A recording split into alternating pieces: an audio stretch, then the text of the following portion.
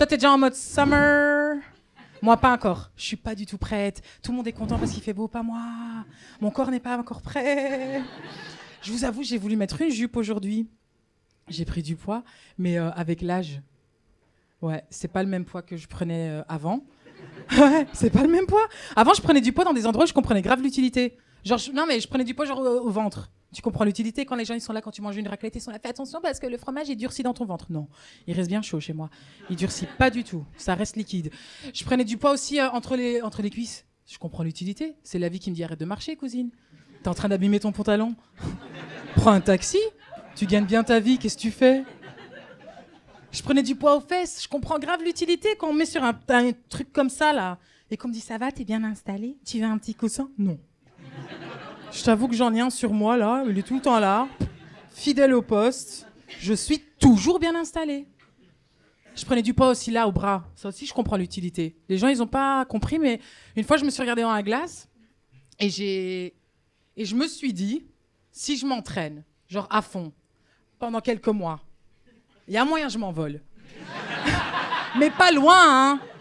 Juste genre, je sais pas, comme les poules, tu vois quand elles sortent de la...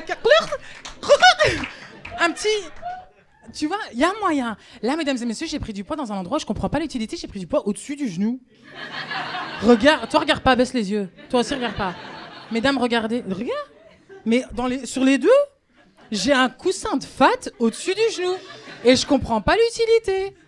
La fois passée, je tombe. Moi, je suis vif. Au moment où je tombe, je me dis, à l'aise. J'ai un coussin, ça va amortir le choc. Je vais peut-être rebondir. Je suis tombée tellement vite que le fat, il a fait... Et je me suis niqué les genoux. Je sortais du métro parisien pour rentrer chez moi. Et là, il y a une meuf qui vient me parler. Tu vois. Et en vrai, l'histoire peut s'arrêter là. Moi, ça me va très bien. Une meuf qui vient me parler, c'est tout. Voilà, vraiment. Elle vient me parler et elle me dit voilà, moi, j'habite pas très loin. Est-ce qu'il y a moyen que tu me raccompagnes parce que je me sens un petit peu suivi et tout. Comme ça, je suis safe. Et une fois rentré, tu peux partir et tout. Je lui dis vas-y, pas de souci. On fait un bout de chemin. Et arrivé du milieu du trajet, je me dis comment c'est que moi, je suis pas un ouf. Comment elle sait que moi je vais pas lui faire tu vois ce que je veux dire ou pas? C'est-à-dire que quand on est tous sortis du métro, elle a scanné tout le monde hein. Elle a dit non, pas toi, toi je cours plus vite que toi, voilà, c'est juste ça. Ah, c'est juste ça. Et tu sais, une fois arrivé en bas de chez elle, je me suis permis de demander, je lui ai dit pourquoi tu t'es senti safe avec moi et tout. Et non, elle m'a dit ça se voit, toi t'es bon délire, ça se voit, t'es sécurisé et tout. Et juste avant de partir, elle me dit non mais parce que t'as de la bonhomie. Et c'est là je me suis dit, putain, dire que j'ai la bonhomie, c'est la meilleure manière que j'ai jamais entendu de sous-entendre que je suis gros. Voilà, vraiment. Parce que t'as vu, elle m'a pas dit je suis un bonhomme, elle a dit j'ai de la bonhomie. C'est pas pareil, hein. C'est pas pareil. Tu vois, être un bonhomme, c'est pour le pompier, le policier. Moi, elle m'a dit j'ai de la bonhomie. C'est pour le boulanger, ça, tu vois ou pas? Tu vois, la bonhomie, c'est pour le gars qui fait oh, moi je veux faire mon pain. Voilà, c'est vraiment ça, tu vois. Non, c'est vrai, j'ai l'impression que tout le monde est tatoué dans la rue cette année, tu vois.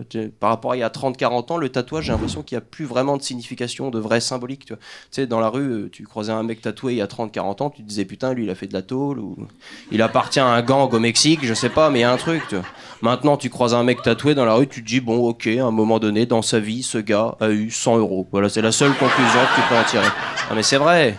Tout le monde a des tatouages. Dans mon village d'origine, 3000 habitants, 4 salons de tatouage, c'est n'importe quoi. Tout le monde y est passé, même le curé, il a un dragon dans le cou, je veux dire stop. Voilà, c'était mes blagues sur les tatouages. Par contre, les filles, je trouve que vous venez pas assez. Vous avez une solidarité, je vous envie. Alors que parfois, il y en a un mérite. Non, on va parler d'un phénomène que moi, je trouve assez étrange, mais que vous acceptez, c'est les injections lèvres, là. Il y a de plus en plus de poissons dans la rue, comme ça.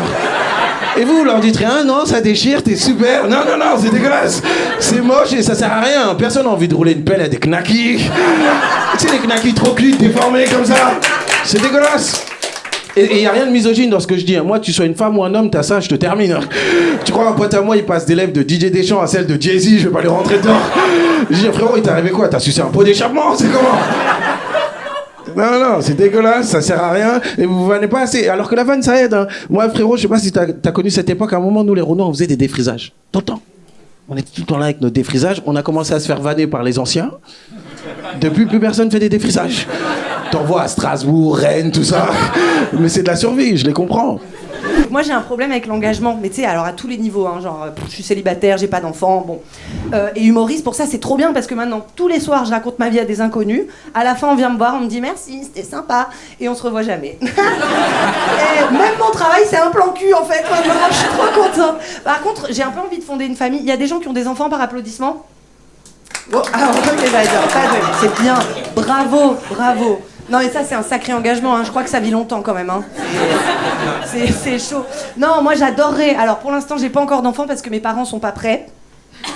Non, et parce qu'il va falloir qu'ils s'en occupent. Vous voyez bien que je suis inapte, je vais leur faire quoi? Le chamois et un frère? Non, laisse tomber, qu'est-ce qu'on va faire de cet enfant? Non mais donc en vrai, en attendant, je les ai mis au congélateur.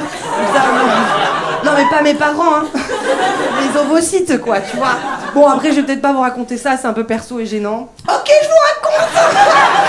Alors, pourquoi j'ai fait ça? Déjà, est-ce que vous connaissez l'endométriose?